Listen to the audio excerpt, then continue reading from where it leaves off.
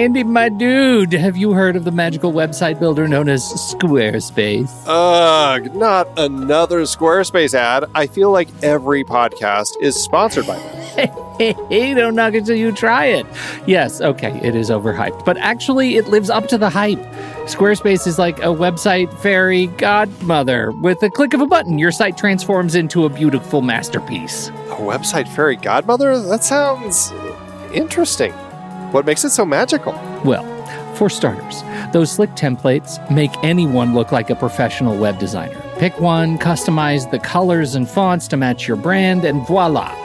Plus, the drag and drop fluid engine is so easy, your grandma could build a site on Squarespace. Well, she did knit me a lovely scarf last Christmas. Maybe website design is next. Exactly. And when you're ready to sell your Nana's handmade scarves online, Squarespace has built-in e-commerce. Add a store with one click. Get flexible payment options. Then watch those sales roll in. And when she wants to teach others her steezy scarf skills, Squarespace's new courses feature is just the ticket. Nana can set up her curriculum and enrollments and payments in a snap and become the next e-knitting influencer. Oh, wow, you really sold me with the grandma angle. Sign me up for that free trial. Just go to thenextreel.com/Squarespace and transform your site into a beautiful Squarespace masterpiece. Well, thanks, Pete. Even though it's overhyped, Squarespace actually sounds perfect for Nana's site's needs. Appreciate the warning on the ads, though. I'll brace myself next time I listen to a podcast. Anytime. Let me know if you need any help getting that site up and running.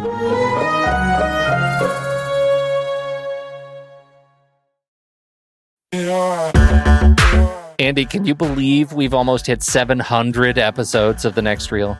I know, it's crazy. And with all the other episodes in our family of podcasts, we are well over 1,200 episodes of movie conversation. It's really pretty amazing that we've gotten to have these in-depth movie chats every week for over a decade now. And we couldn't have done it without our loyal community of film fans. Their support over the years has meant so much. For sure. That reminds me, we should give the merch store a shout out. Buying shirts from thenextreel.com/merch is a great way listeners can continue to support the show. Plus, they get to sport our great designs. Absolutely. I think sometimes folks forget we have a variety of shirts, mugs, phone cases, and more available. In fact, a great place to start is with a shirt sporting the Next Reel's logo. We also have that classic Fast Times Spicoli Surf School tee, or the weirdly popular Rusty's European Tour shirt. The one from National Lampoon's European Vacation. Why is that so popular? Search me, but we have sold a ridiculous number of those. I guess there are a lot of Rustys taking trips to Europe? We're always adding new designs based on movies we've covered, like our brand new design for a streetcar named Desire, featuring a streetcar named Desire. So if you want to rep your love of TNR and films, head to thenextreel.com/merch. Every purchase helps us continue to have these weekly in-depth conversations. So visit thenextreel.com/merch today. And as always, thanks for listening and being a part of the Next Reel community. We've got lots more great movie chats coming your way. I'm Pete Wright. And I'm Andy Nelson. Welcome to The Next Reel. When the movie ends, our conversation begins. In just a matter of seconds, you're going to hear a classic episode of this show from back in the day when we called ourselves Movies We Like. It took us a while to settle into the show's format, so you'll notice some differences as you listen to these episodes. For instance, it takes us a bit of time to actually get into the conversation about the movie. Things like that. But we're still proud of the conversations about the movies themselves, and we think they're worth keeping in the library. So enjoy these episodes from our back catalog. And you can become part of our Discord community, learn more about the show, and find out how you can become a supporting member at thenextreel.com. So thank you, everybody, for downloading and listening to The Next Reel. We appreciate your time and attention, and we hope you enjoy the show.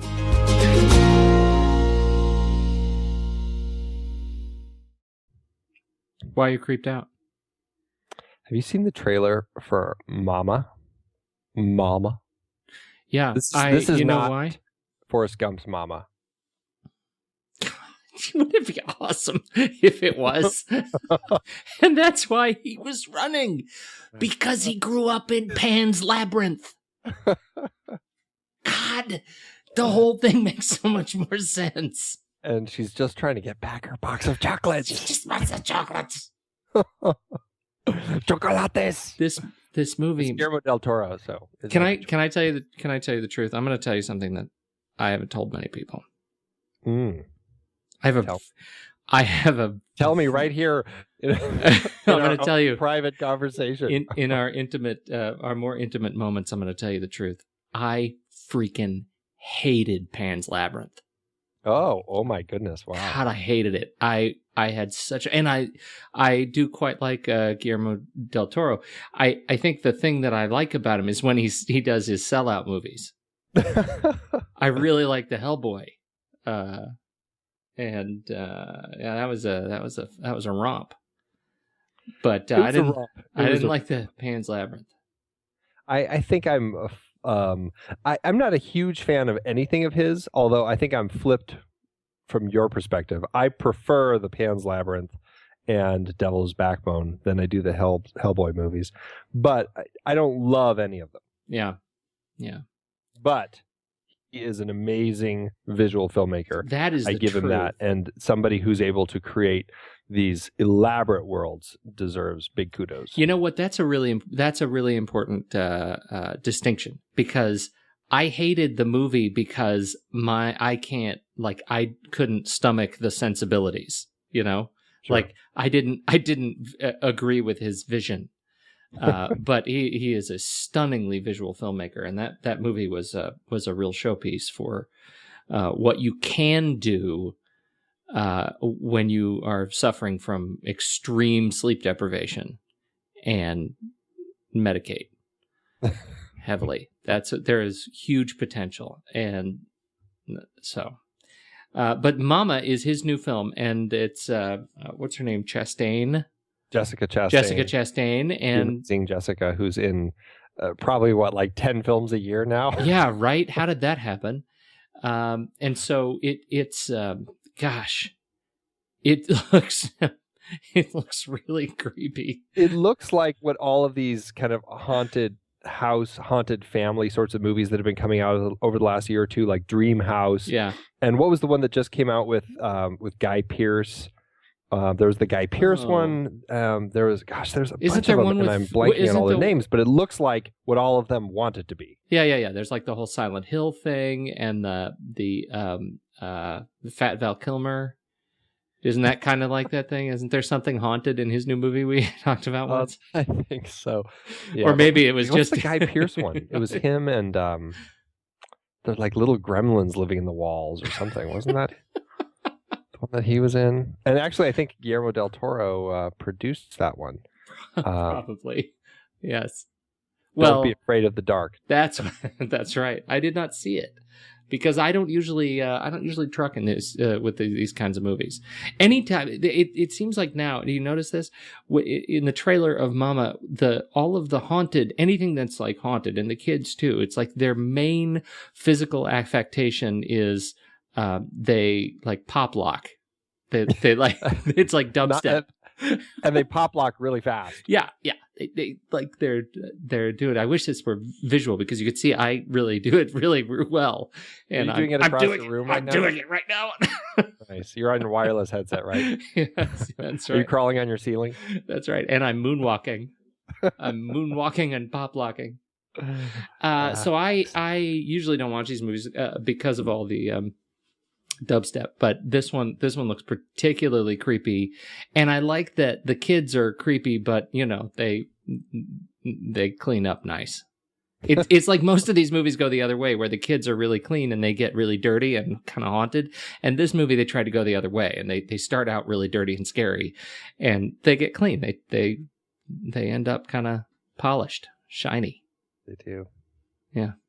All right, so that's Mama. When does that hit? Do you know? I didn't even look. Soon.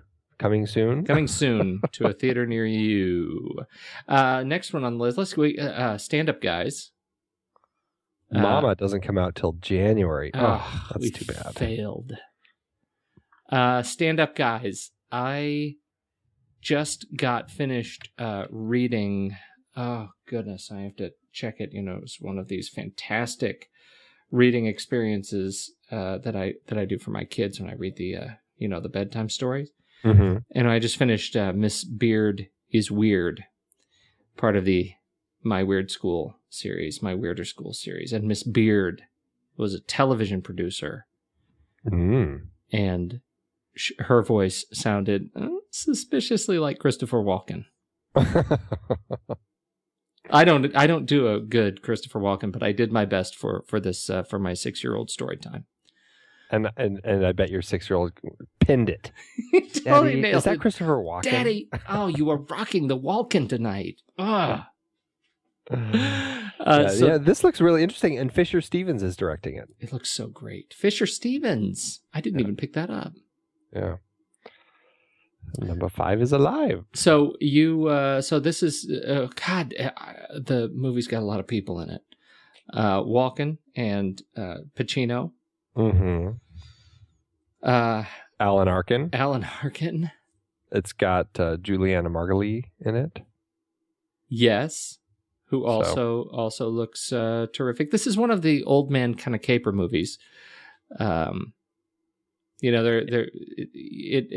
ends up being sort of stronger than the geriatric explosive action film we've talked about. Well, because this one looks a lot more realistic. It's not about them just trying to like pull a caper. It's trying, them kind of getting back together, rekindling their friendship. It's one of them who took the fall for all the others coming back and after getting out of prison. And something about it. It looks like a really great character film. Yeah, it's character comedy. So it sure does. It's written by Noah Hadel. This is his first feature, and so it'll be interesting to see how it turns out. It looks like it's a old man caper film, geriatric caper with a lot of heart and some assassination. That'll sell it to the young kids. Huh? You had me at geriatric. That's right. All right. I also had on the list, This Must Be the Place. And I tell you how excited I am about this trailer. You say, oh, I've seen that one like months ago because I see everything early because I'm an industry insider. But this looks like a great movie, right? No, the trailer came out a while ago. I can't believe I had not seen it. It looks great. Sean Penn comes out this November, and really just looks like a fascinating character film. It really does. I mean, I think this is one. Okay. So this comes out. Wait, you said this comes out in November. It comes out November 2nd, I think. And Stand Up Guys, when does that come out? That comes out in January. Also January. Man, they're pushing them to next year. Yeah, I got a lot of Januaries. Some of them, it didn't say anything about limited release. I don't know if that's going to try to push for any award buzz, limited release in New York and LA or anything like that. But this is Sean Penn plays an aging rock musician, an aged rock star, and he still dresses very goth, and he's terrible fear of flying, and he ends up going to visit his father on his deathbed and learns about his father, and it ends up being Nazi war crime hunt. And so out of left field. It's out of left field, but I'll tell you, it just really looks, there's something about it that's just magnetic. I found myself really loving that. I found oddly in touch with that movie. So it's going to be, it'll be a really interesting comedy drama sort of film. I'm really looking forward to seeing it. Frances McDormand looks great in it. Just everyone looks, they all look great. It looks really fascinating. It absolutely does. And so that one looks very good. The other one that also looks fascinating. I'm trying to figure out when this one comes out. I think November 15th in Italy. The Company You Keep, Robert Redford and Shia LaBeouf, directed by Robert Redford. This is it's a historical. Well, not really historical actually. It's a film that centers on the hunt for a former Weather Underground activist, and so we've seen this story in particular related to the Weather Underground played out time and again, but this one is Weather Underground with Robert Redford, Shia LaBeouf, Julie Christie, and Susan Sarandon. And so we're going to roll the dice on this one. It looks pretty good. And it's almost can't go wrong with that cast. Yeah, you really can't. And this time, Robert Redford is the one being hunted. Shia LaBeouf is the journalist, and usually historically it's been flipped. So it'll be interesting to watch Robert on the run. Yeah. So, and finally, the big dog of the week. Yeah. Came out 5 hours ago. This was Exciting. such a big trailer. The trailer had a trailer. That's big. It was so big. Spielberg's new film, Lincoln. I was tempted to make a Grover Cleveland joke, but I didn't. Is this the one? What night were they doing that Google Hangout? Was that last night? No, it was today. That's today. That was today. Well, we're recording it's a late Thursday night, and and so it was 5 hours ago. They did the Google Hangout with the Shia LaBeouf, and I take it you didn't attend. No, I didn't. No. I didn't. I missed it. What do you think of the trailer? Commitments. What do you think of the trailer? I think it looks. I think it looks great. I'm very excited about everything about it, except, and I don't know if this makes me sound petty, but his voice sounds too high for what I picture Lincoln sounding like. Is that so petty? Yeah.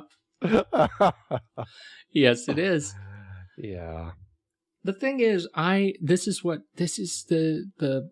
this is Daniel Day-Lewis again, right? Yeah. You're going to put Daniel Day-Lewis in Lincoln and not expect that to win it out. This is the Daniel Day-Lewis Perma Oscar box. They're setting it up. They're setting it up right now. It totally is. Unbelievable. But not only that, the number of supporting, the supporting cast in this movie is stunning. Joseph Gordon-Levitt, Tommy Lee Jones, let's see, Jackie Earle Haley, Sally Field, right? James Spader, David Strathairn. David Strathairn looks great. John Hawkes, who's just one of my faves. Yeah. Jared Harris, Moriarty. That's right. Oh my God, I hadn't gotten down that far. Yeah. Oh, it just looks so good. Yeah, it'll be a stunner. I mean, it's Spielberg at its best, and I mean everything about it just reeks of top quality Spielberg. So. It really does, and it not only that, it's a movie that you can tell this is a movie with a message. This is the one it's sort of the movie we need to see right now. Yeah, unfortunately, if it loses, it'll be because of the high voice. And will probably crush it for everything. Although, let me tell you, it'll be because Abraham Lincoln was in 2 films this year, and there's going to be a split vote. People are going to get because they're going to see this one and they're thinking, the one I'm supposed to vote for? God, I like Spielberg's Lincoln. Not enough vampire and the winner hunting. Is Abraham Lincoln Vampire Hunter. I have read in my rigorous historical research that Lincoln actually had quite a high, dainty voice. Did he? Yes, he was quite dainty. Because, if anybody could pull off a deep and profound voice, it would be Daniel Day-Lewis. So maybe this is like this a is, prequel I to think Transamerica. I think one could make the case that Lincoln, in fact, is a prequel to every other movie ever. Wow, that's deep. This is going to be the 6 Degrees of Lincoln.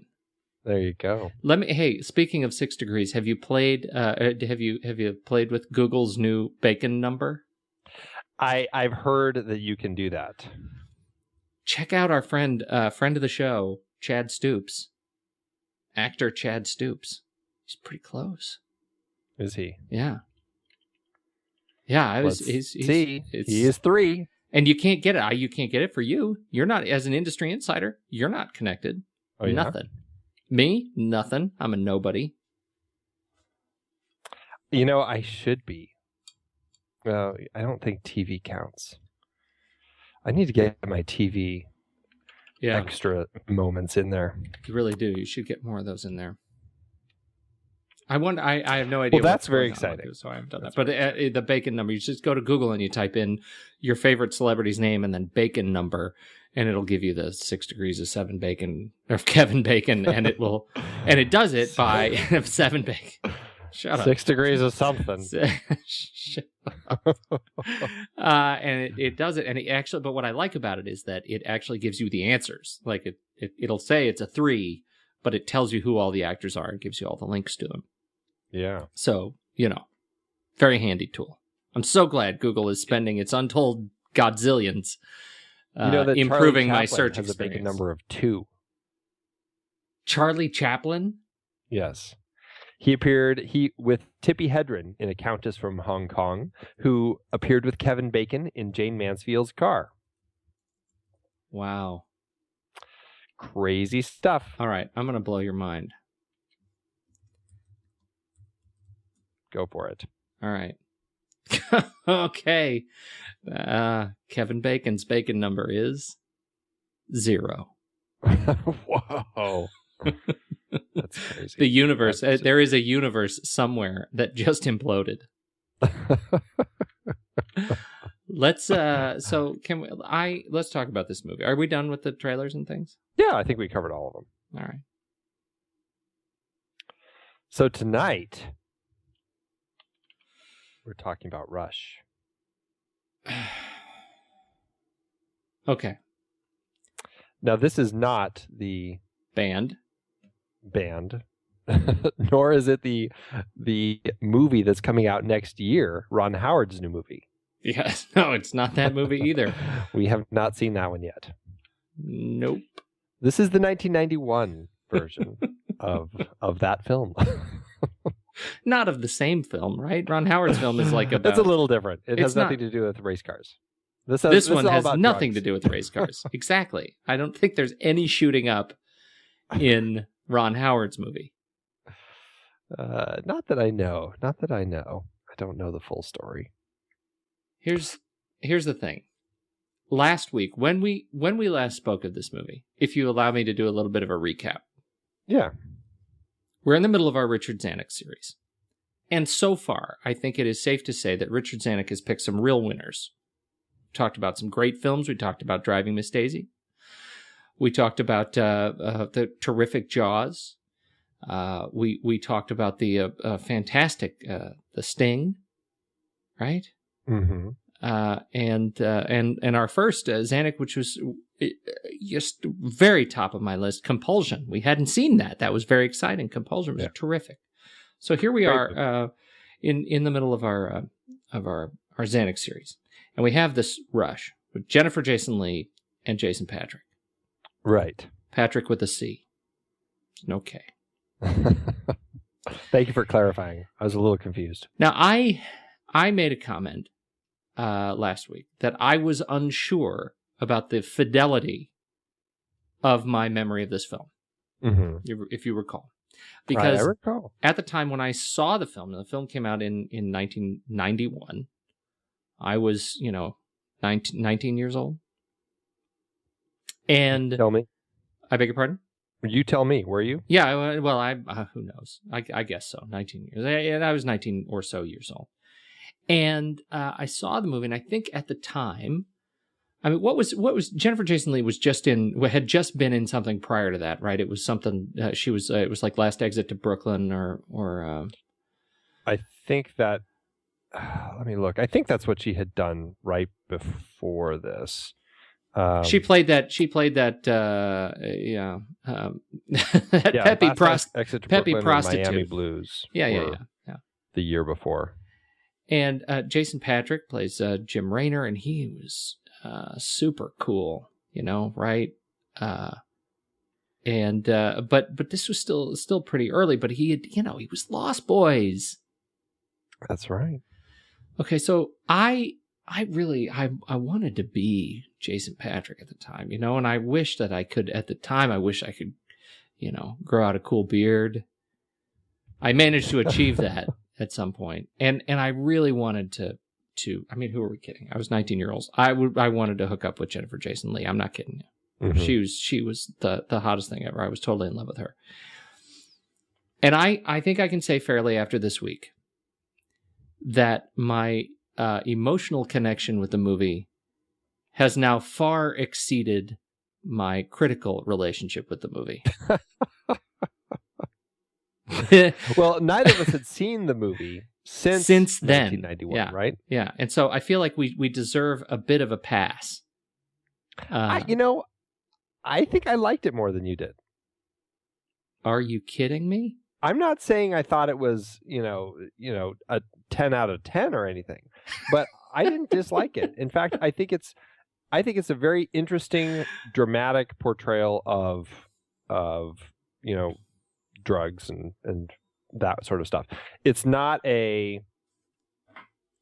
crime police film, which is it's I think it's awkwardly stuck between these genres where it feels like it should be a cop thriller sort of thing, but really what it is kind of a drug drama, right?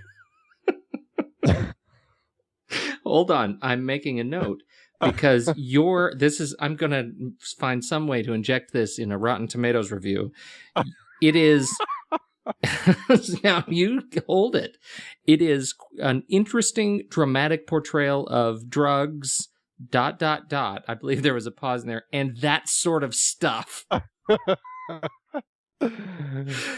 I hope you'll use the next half hour to really illuminate me on as to what that sort of stuff is.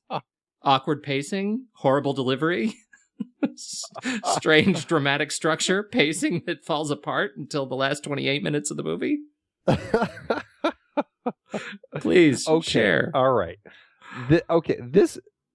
Let me go back because I want to. You got to let me tie this back into Zanuck. Okay, take it away. I have four little words. 4 little words. Everyone picks a dog. At some point, everyone backs a dog. This was a terrible film. It was hard to watch. It took me like 4 sessions to watch it. Terrible. It's a dog, and I'll tell you what. It was his wife's first directorial offing, and he backed it, and it was terrible. I should not have watched it because I really enjoyed my memory of it far more than watching it. Your turn, please. That does happen. That does happen. Oh, truly, it's always painful to think you love something so much. Watch it again and go, oh, wow. Not only was it not as good as I remember, but now I've also ruined that memory that I had. Exactly right. It's like a double whammy. That is exactly right. Yeah. This was one of 3 films that Lili Fini Zanuck, or 3 projects that she directed. It's actually the only film she directed. The other things that she directed were an episode of From the Earth to the Moon, the great TV miniseries, and 3 episodes of Revelations, a TV miniseries that came out in 2005. Right. So she hasn't directed much. She mostly has produced. She's been with Richard since 1978. So they've been together for quite a long time. Mm-hmm. They were producing partners for, I don't think all of that. I think they started producing, when her producing credits? Actually, Cocoon is her first producing credit. And from that point on, she and Richard produced all the way up until the early 2000s, and I think that she stopped and he just focused on producing it at that point.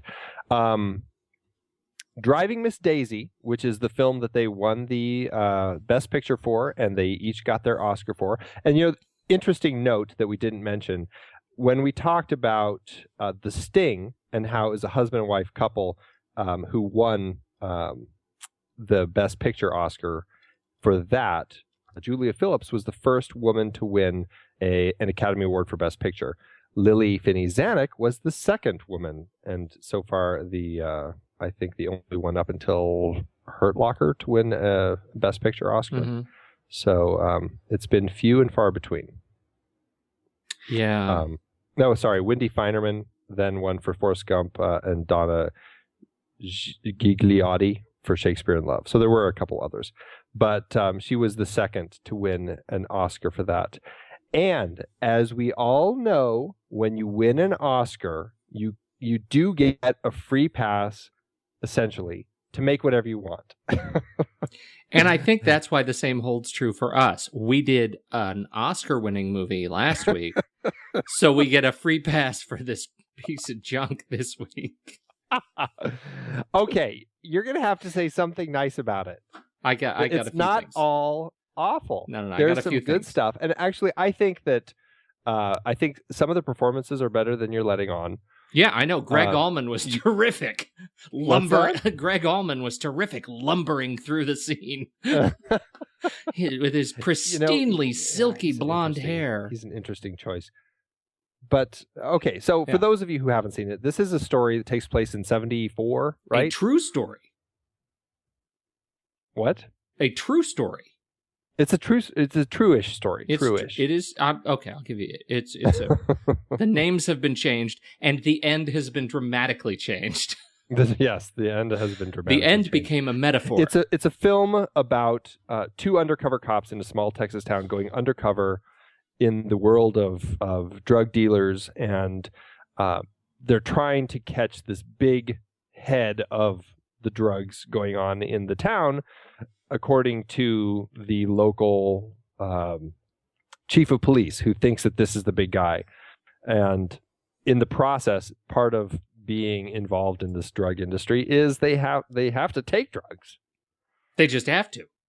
They do, because otherwise they get killed. And so, and it is based on a true story, based on the woman's life. Jennifer Jason Leigh's character is essentially, what's her name? Kim Wozencraft, who was undercover. This did happen. They did fake evidence against this guy to put him away, and but the ending, like you already said, has been changed quite drastically. But it's an interesting story about loss of innocence, I guess, right? Yeah. You're not going to help me out on this, are you? No, I'll give you the loss of it. I mean, that's the story that they ended up telling, right? That she was, it was this. When did the Hannibal, the first one? When did that come out? Lambs came out in 90. Yeah. So then this comes out in 91. Right. Practically identical setup. Right? Like we gotta go. Sorry, they came out the same year. Well, that's too bad. Somebody was spying on them. Practically identical. So they go to the training range and they pick out. This is another one in our spontaneous Sam Elliott series. That's right. Who has really, I think, keep track of that. The dark horse role of this film. So Sam Elliott he goes with Jim Raynor, and they go and they pick out his new young partner. They bring him in off the street, and he's Sam Elliott, Lieutenant Dodd. He's the only one we talk to. He's the only one. That means if we get in trouble, we don't have any backup. And so he picked. There are all these guys, and there's this one looking, 12-year-old looking like woman who like is the clear sore thumb in this group of giant, soldiers running track. And she ends up just blazing past them. So obviously, because she runs fast, she is going to be the perfect partner for this undercover drug operation. And because he wants to go to bed with her.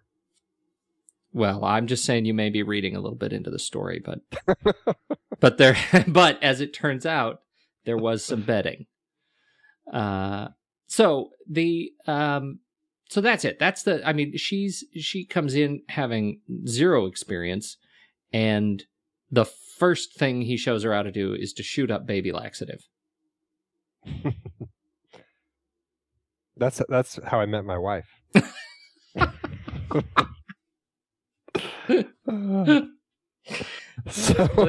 That's how I met your wife too. Touche. So we're gonna hang our hats on the loss of innocence thing. She was innocent, now she is not. And on a number of different I mean, levels too, because she was I'll give you this, on a number of different levels. First, professionally, she is now a drug cop. And then, one of the things that we get to see her as she sort of, as her character evolves, she kind of dances with this, dances with drugs herself. And as Jason Patric gets more and more sort of kind of falls more and more down the rabbit hole, so to speak, we see her and their relationship changing and sort of evolving and maturing as she ends up doing her best to sort of resurrect, the shell of a life that he has become. Mm-hmm. And that's, I think she ends up delivering an admirable performance there. And that's why I say the movie sort of is in pieces until that happens, until we get to see, Jason Patric in fits of the crazies, and her in the role of the agent of recovery. And I think there they end up playing, kind of an interesting, it's an interesting on-screen partnership. Well, and you're right. I mean, the setup of the film is poorly paced. Once they're actually getting out into the culture, it's very kind of repetitive, monotonous. We just kind of go into setup after setup, and we just see how awful it is having to hook up with these various drug dealers. Right? It's about as interesting and repetitive as Super Mario Brothers. Like with different levels of baddies. There's a whole different boss every time. You're fighting. This is the meth boss, and then this is the coke boss. This is the crazy tattoo pill boss. Exactly. Yeah. No, and you're right, and that's the biggest problem with the film. What works for me though is the two characters as their relationship, and primarily her, because I mean you can kind of tell he's lost in it from the beginning, and he only gets farther lost.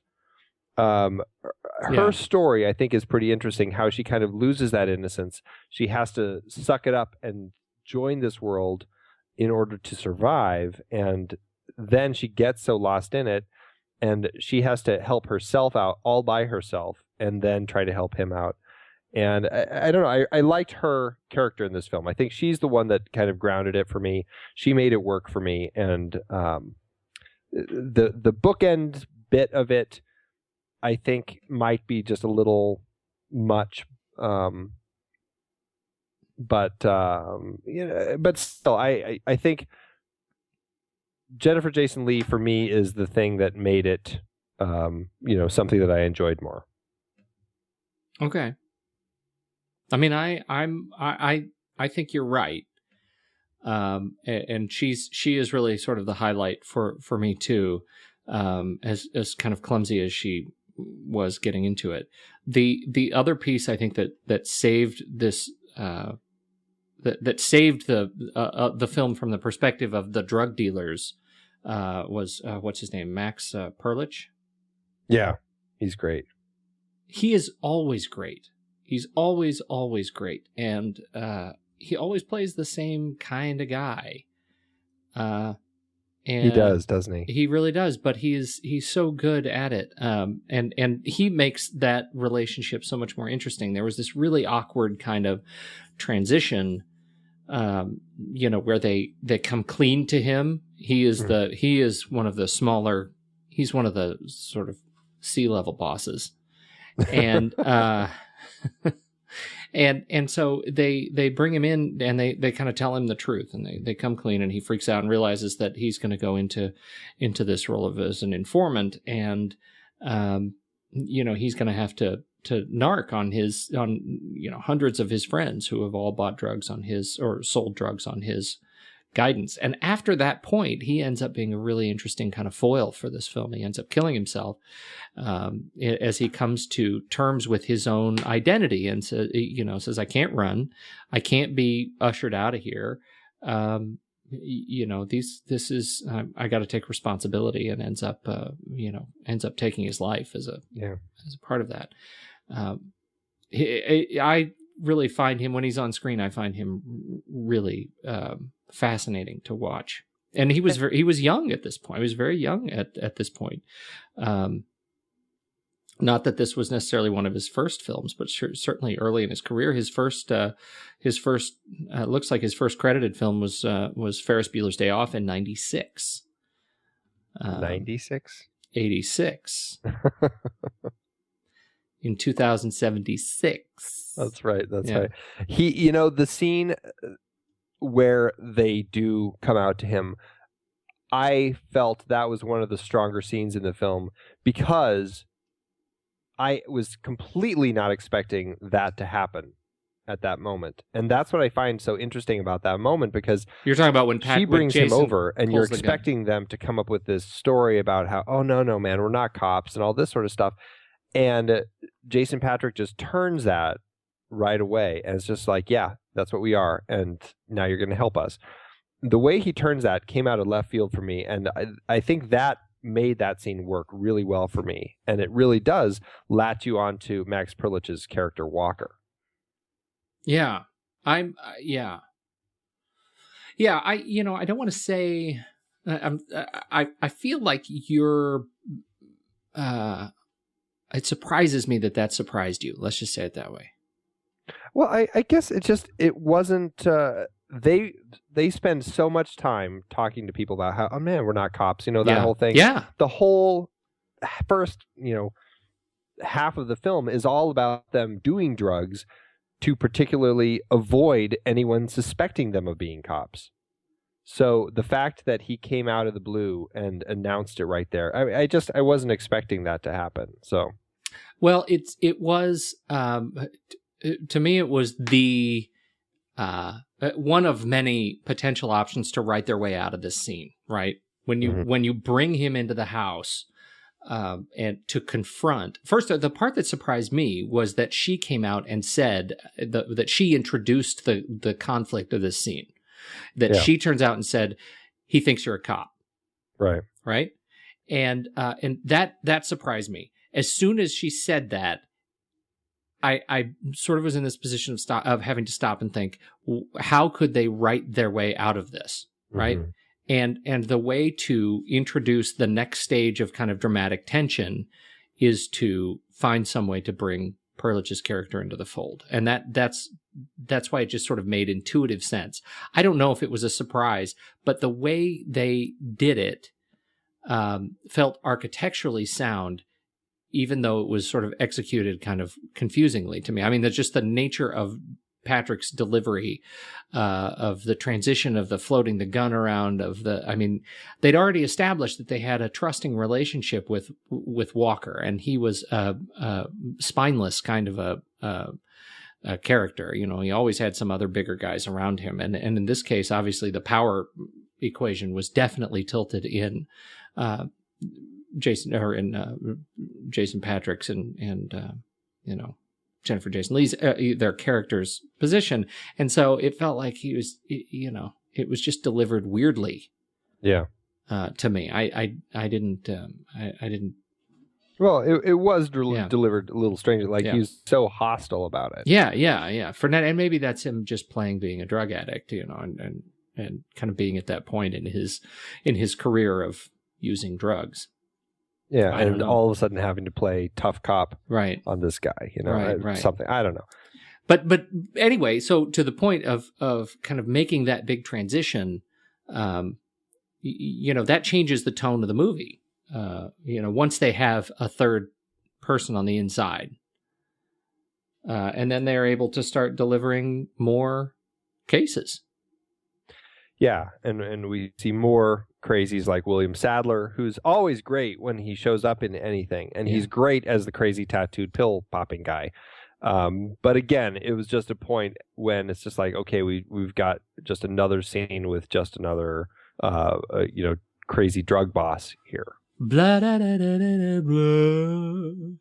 Do do do do do do do do do. Blah blah blah blah blah blah. Blah blah blah blah. I could do the. Quick, you only got a minute to finish. I could do the whole thing. Okay, so I think you're exactly right. And as much I would love to have seen William Sadler in more of this film, like he's another one of those. It's just it really. I mean, this movie was cast really well. Right? I mean, I think individual characters are really interesting to watch. Very small characters to appear briefly who, I think they actually cast a lot of people in the town in Texas that they filmed in, which is great. It's always nice when you get those real faces in a project. And so it works really well for the story. So, I mean, it all looks good. It's just the story is clunky.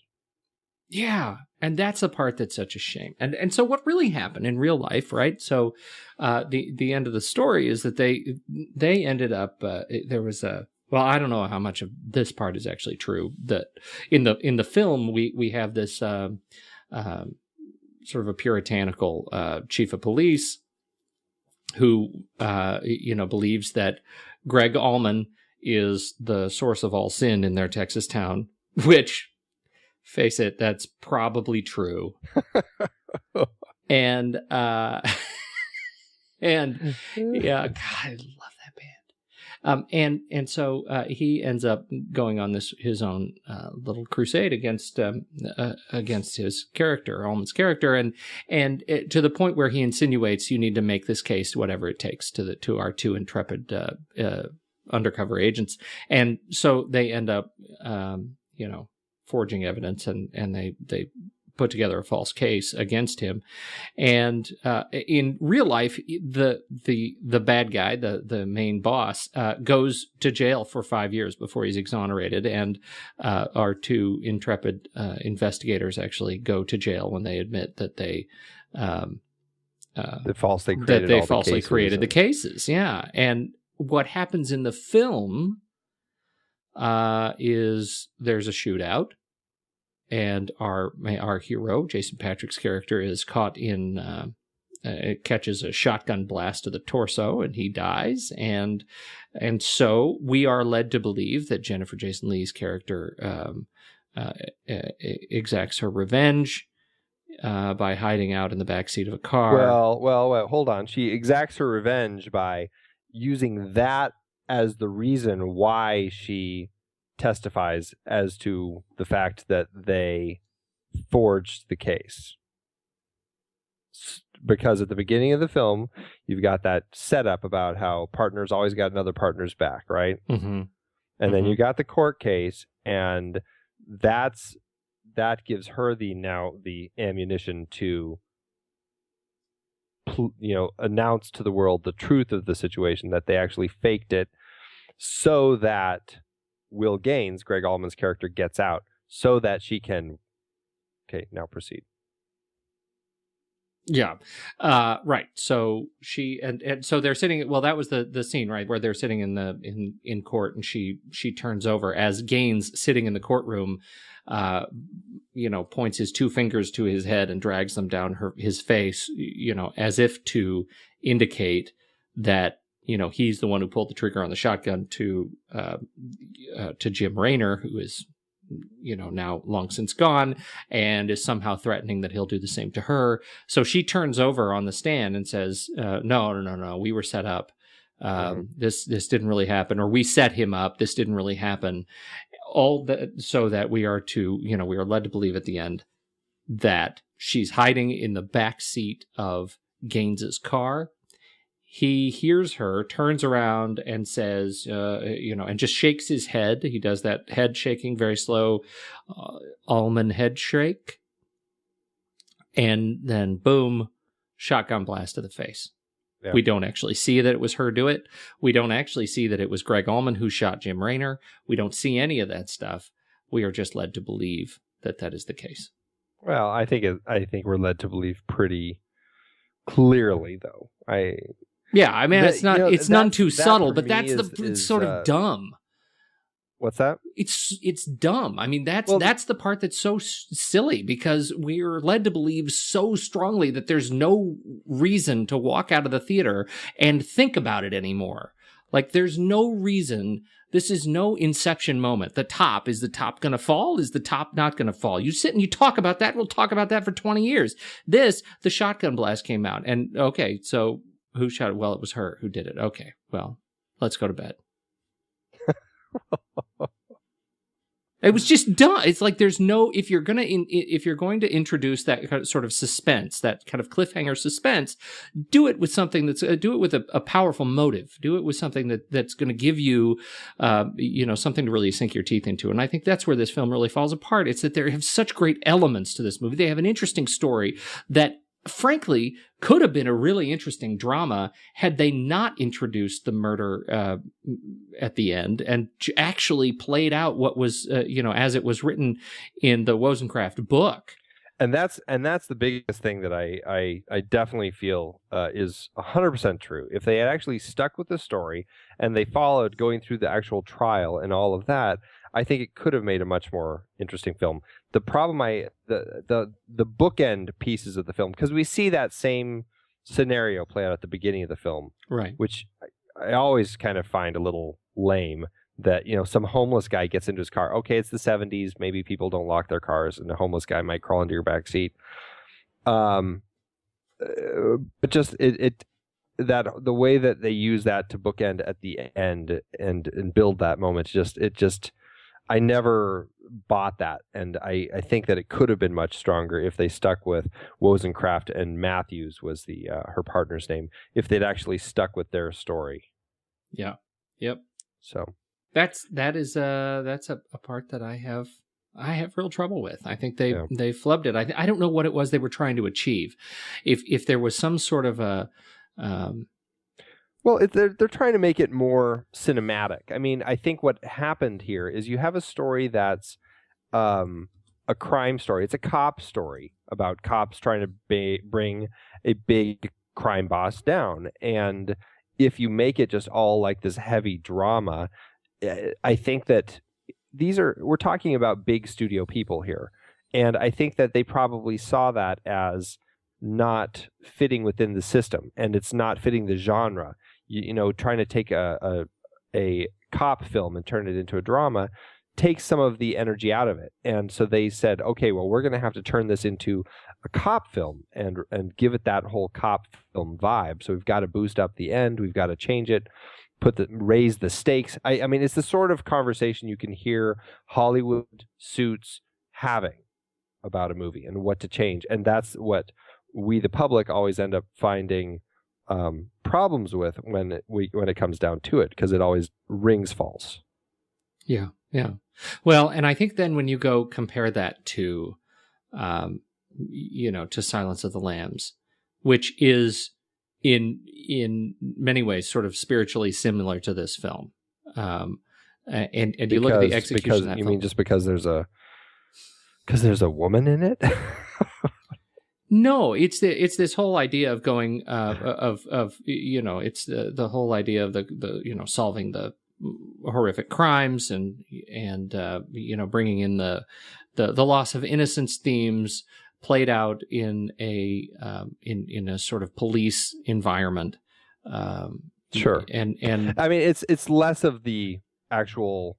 That one actually has, I guess I have a hard time finding that connection, only because that one really is a mystery and a crime that they're trying to solve, and it's very, like, it builds that energy. This one, there's not any mystery to it. We know who they're trying to capture, and it's just, it's the politics of it a little more than the actual mystery of it. And that's why Silence of the Lambs won 5 Academy Awards that year. That's why. That's right. Right? That's why Jodie Foster got to stand up instead of Jennifer Jason Leigh. It's why, it's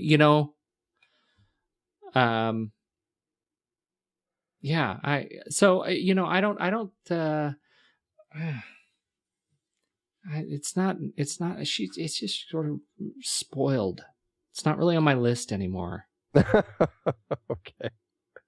Well, so a couple other things of note. I did find it interesting what Lili was doing with the camera work, where she was actually using longer shots periodically throughout the film.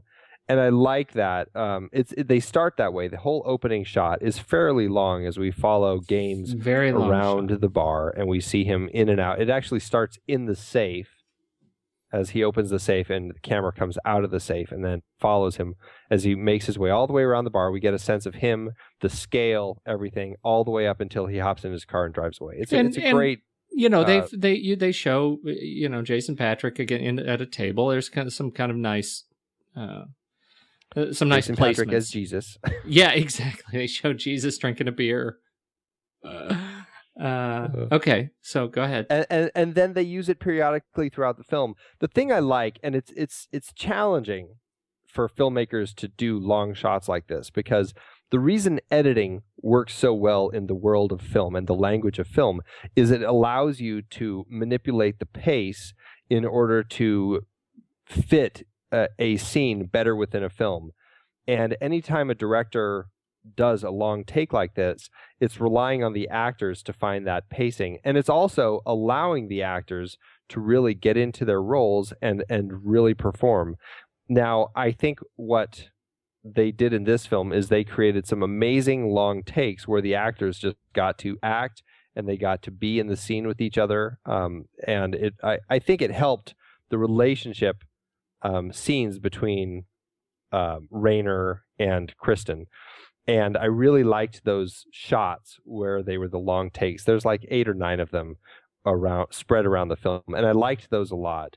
And I think one of them actually is when he's shooting up, if I recall, where we see him shooting up, and he's really shooting up in this film. They were using like saline solution or something, but he actually learned how to shoot up.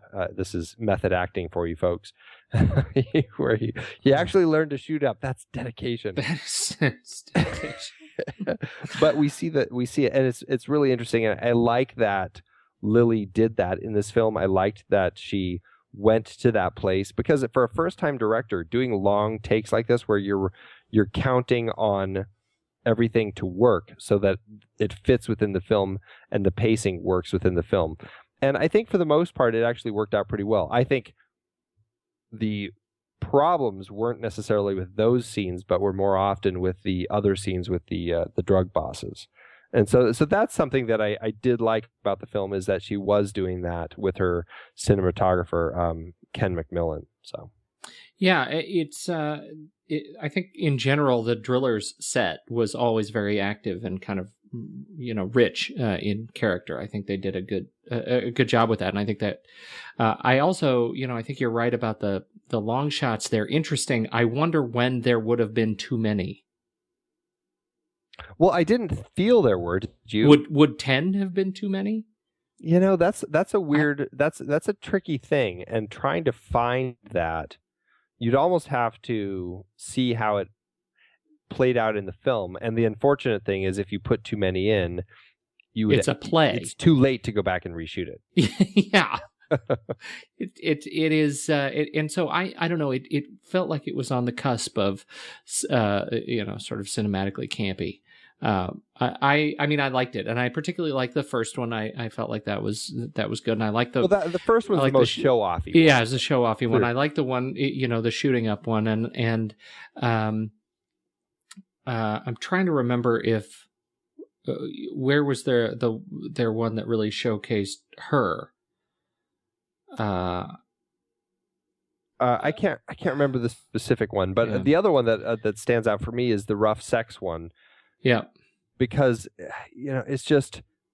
it's interesting that the drugs have put them into a place like this where they're so it just changes their emotion of their relationship, and it's just interesting how that whole scene played out. And those sorts of moments I think are powerful, and so I liked those are things that I do like about this film. Yeah, the scene where he's he takes an iron to his arm. I thought was very powerful as well. Yeah, that's like the scene that's been burned into my brain, pun intended, since I saw this film. Yeah. I have never forgotten that. God, just imagining yourself in a place where that's how you have to get rid of evidence. Right. It's just like, oh man, horrible. Okay, so that's we like what she did with the camera work. Yeah. Okay. What else do we like? The last thing that I have on my list that I wanted to talk about was Eric Clapton. That was on my list. Yeah. Go ahead. This is as I understand, I believe this is the only film score that Eric Clapton has written, right?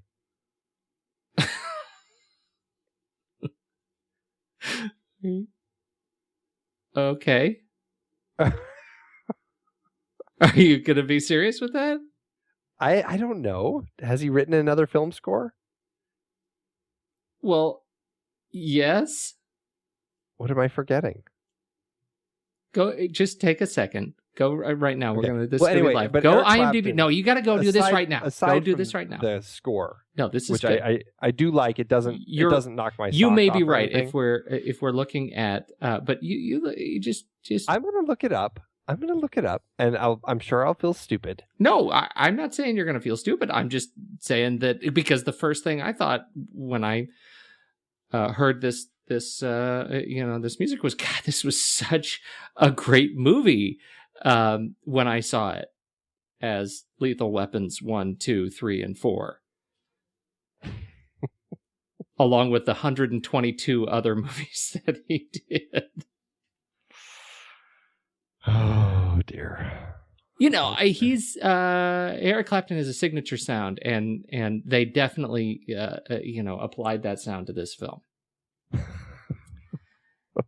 I would let's leave it at that. But okay, yes. I think it is sad that this song that he wrote, film, "Tears in Heaven," Tears in Heaven, that he did "Tears in Heaven," which is a song about the tragic death of his child, and that it is used in this movie is makes me sad.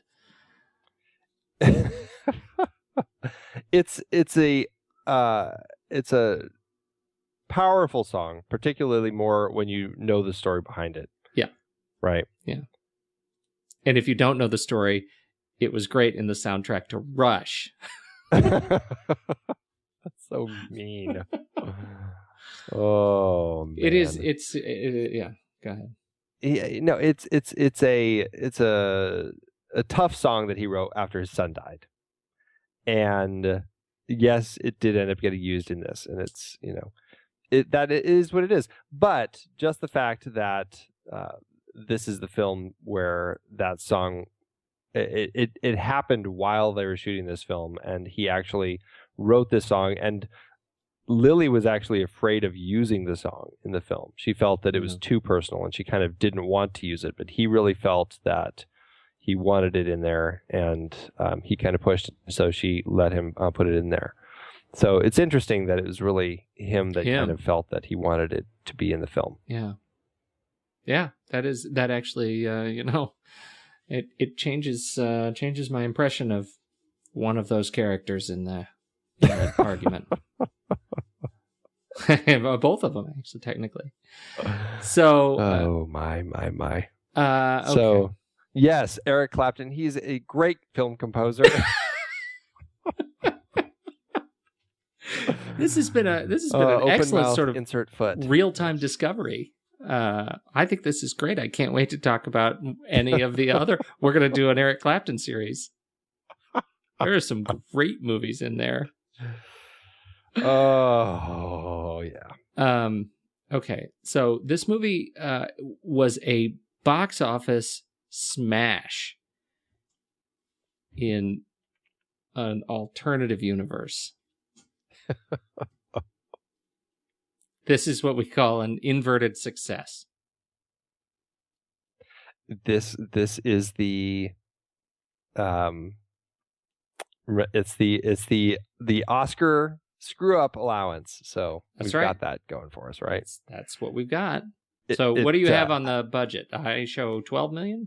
I didn't find the budget. I actually neglected to look for it. So 12 million sounds good, and it only made about 7.2 million domestically. Not great. And let's just say it's not bringing in any cult dollars either. It's a tough movie to find That's true. It definitely is. It's not one that they're pushing out there on iTunes or Amazon or anything. It's a tricky one to track down. It's on DVD. You can track down used copies, and that's about it. That's about it. Yeah. But it's a part of our Zanuck series. I feel like my objective tonight was checking this off our list. And it was met and exceeded. Well, this was the film that, let's see, they did this immediately after Driving Miss Daisy. This was the very next film they did. And then, oddly enough, they jumped into a TV version of Driving Miss Daisy, which I find so strange. Wow. But they did another version of of Driving Miss Daisy, specifically made as a TV. It was a TV pilot. It was a movie that was going to be a TV pilot, and it did not work. I cannot imagine that as a TV show. That's crazy. So did they actually shot a pilot? Yeah. Have Joan you seen Plowright was Daisy, and Robert Guillaume was Hoke. And it played as a TV movie as a pilot. They were hoping to turn it into a TV show. Apparently, played on CBS the summer of '92 and failed. Wow. Yeah, that's something I don't even remember that happening. That must have happened. That's how badly that thing just failed. Must have happened right before Driving Miss Daisy: The Interpretive Dance, starring Helen Hunt. With Helen Hunt in age makeup. That's fantastic. I loved that Helen Hunt dance. And that was right around the time the lambada was popular. So That's right. There was a little lambada in there too, wasn't there? Lambada. Well, actually, I think, I think, what's his name? Who played Richie Valens? He was actually Hoke.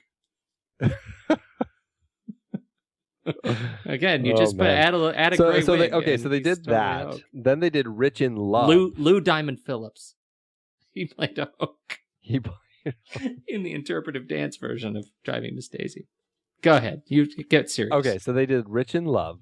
I'm leading up to where we're going to be next week. Oh, thank God. Yes, we're done talking about Rush. Rich in Love, Clean Slate, one of your favorites. Right? Oh, yeah. Don't you keep a copy of that under your pillow? 3. 3 copies. And then they did Wild Bill, which, it's an interesting Western. It's not one of the best out there, but it does have Jeff Bridges. So it's got that going for it. Yes. Was that the one with the Val Kilmer? Nope. That was the other one. That was Tombstone. So this one, who played Doc Holliday in this one? I forgot. This was with Wild Kevin... Bill Hickok. This does not have to do anything with Tombstone. Exactly. But wait this is Deadwood. Wild Bill and Calamity Jane. Yeah, clearly that wasn't a good movie. Yeah, well, it didn't stick. It was a little disappointing. So they did that, and Mulholland Falls, Chain Reaction, Deep Impact, True Crime, Rules of Engagement. Trying to get to where we get to something that's more exciting. I'd like to go back to Chain Reaction. I love me some Morgan Freeman. Right? Rachel Weisz? Are you kidding? Wasn't that the one where Rachel Weisz was like the nuclear physicist? Isn't that her first film? That's another movie. Talking about, you can be damn sure I am never watching that movie again because I enjoy my memory of that film. Are you kidding me? Of Chain Reaction? Of Chain Reaction. So There's nothing I enjoy about that film. Don't even talk about it. That's where I developed my crush on Rachel Weisz, and there it stands. So never, please, keep that away stop talking from about it. Anywhere near you. Because whatever the memory fountain, you have of it and latch onto that because the movie will only disappoint. Because The Mummy and the whole thing, I loved that. And then we've got The Fountain, which nearly destroyed my relationship with Rachel. And so really I have to hold Chain Reaction very close to my heart. Well, you hold on tight.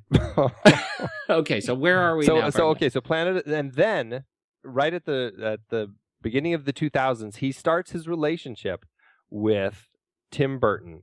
And from that point until his tragic death in 2012, earlier this year, he is working on every Tim Burton film that Tim Burton cranks out. Planet of the Apes, Big Fish, Charlie and the Chocolate Factory, Sweeney Todd, and Alice in Wonderland, and Dark Shadows, which was his the last film that he worked on that he saw through completion. So all of those films. And then he also did other films as well, like Reign of Fire, Road to Perdition, which is actually one that I would have loved to talk about. We'll have to talk about that in another series. Yeah. And Yes Man. Those are the other films that he had produced in that time. But what we're going to be ending with for our Zanuck series, we're going to be talking about two of the films that he did with Tim Burton. I think these, I can't think of the, like you look at Tim Burton's canon, and I think these are two of the very top. Interesting. You don't? Are you kidding me? I have a love-hate relationship with Tim Burton. I have a lot of memories of films that I enjoyed of his when I was young, and I have not enjoyed so much when I've revisited them. Yes. I'm totally going to give you that.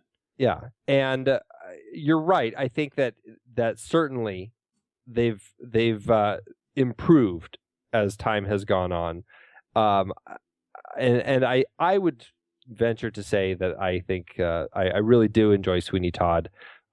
Big Fish, I'll enjoy talking. We're going to talk Big Fish next week, and then Sweeney Todd in 2 weeks. I'll enjoy talking with you about Big Fish because I have some issues with that film. But I do enjoy it, but yeah. Okay. I don't want to get too deep into it because we're talking about it next week. That's right. No, I'm excited. I'm going to have to bring my A game. That's right. Okay, and then Sweeney Todd. And I hear you say with hesitancy that you like Sweeney Todd. No. I think Sweeney Todd may be my favorite Tim Burton film. Oh, good. All right, so we're ending because I was afraid maybe Dark Shadows or Frankenweenie would be your closet favorites. Neither of which I have seen. Don't even have to. The trailer was enough. Ed Wood actually may be my other favorite Tim Burton film. I think Ed Wood and Sweeney Todd. Yeah. No, I liked Ed Wood. I liked Ed Wood. What about Scissorhands? You're not a Scissorhands fan? I like Scissorhands. And I really want to love Scissorhands, but every time I've watched it, there's something that is just not clicking with me. Yeah. I like, and this is something I'll talk about next week with Tim Burton, because that happens a lot with him. Yeah, I look forward to that. I was never actually a fan of Scissorhands. It just seems like something you kind of like. For me, it was always Beetlejuice, Ed Wood, Big Fish, and Sweeney Todd. Those are the Beetlejuice ones. I love. It's definitely aged. It hasn't aged as well for me as I would have liked. Yeah. Same with Batman, although Batman still holds a special place in my heart. The problem for Tim Burton's Batman is Christopher Nolan's Batman. Exactly. All right. Yes. I got nothing else. Where can people find you? They can find me on Twitter at Soda Creek Film. They can find me on Facebook at Soda Creek Film or at facebook.com/movieswelike. And of course, rashpixel.tv/MWL. Yeah. All of those things. You can find me at Pete Wright, plus all of the things that Andy said. Yeah. All right. Looking forward to it, man. Next week. Yeah. Jumping into some wacky world of Tim Burton. I feel like we need a song. Willy Wonka, Willy Wonka. We wanted to take a moment to thank you for your continued support over the years. It's hard to believe that we have been having weekly, in-depth discussions about movies since 2011. That's right, 12 years and counting. Producing this show is a labor of love for us, but it does require a lot of time and effort each week. If you enjoy our podcast and would love to help keep it going, there are some easy ways you can show your support. One is by using our Originals page to shop for the original source material that movies we've discussed were based on. That's right. In Season 1 alone, we covered 13 films adapted from books or plays, from Charlie Kaufman's adaptation to David Fincher adaptations like Fight Club. In Season 2, we covered even more, like Powell and Pressburger's The Red Shoes and The African Queen from our series about legendary cinematographer Jack Cardiff. We can't forget about the 4 Jason Bourne movies we talked about. Love those movies. Well, the original trilogy, at least. For our Richard D. Zanuck series, we did Jaws, Rush, Big Fish, and more. And for our horror series, we talked about John Carpenter's The Thing, which was adapted from Who Goes There? We did our first great car chase series with movies like Bullet, The French Connection, and Drive. And for the holidays, we did Preston Sturgis's Christmas in July. We had a great John Huston series with adaptations like The Maltese Falcon and The Treasure of the Sierra Madre. And for our baseball series, Moneyball with Brad Pitt. Have I told you lately how much I love that movie? Yeah, I think you have. Plus, our Magician series and Heist film series had adaptations as well. Tons of page-to-screen gems. Listeners can find the details and links to the original material at thenextreel.com/originals. Every book, play, or movie you buy through our links helps support the show, and it's no extra cost to you. So dive in and get your next read today. thenextreel.com/originals has all the films adapted from other sources that not only we have covered, but all of the shows on the Next Reel family of podcasts. Check it out and get reading. Support the show and build your reading list. It's a win-win. Head to thenextreel.com/originals.